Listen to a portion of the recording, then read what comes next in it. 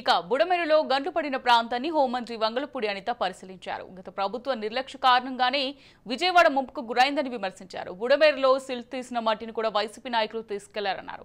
బుడమేరులో desilting కు తీసిన మట్టిని బుడమేరు కట్టలను పటిష్టం చేసి ఉంటే ఇప్పుడు ఈ పరిస్థితి ఉండేది కాదన్నారు.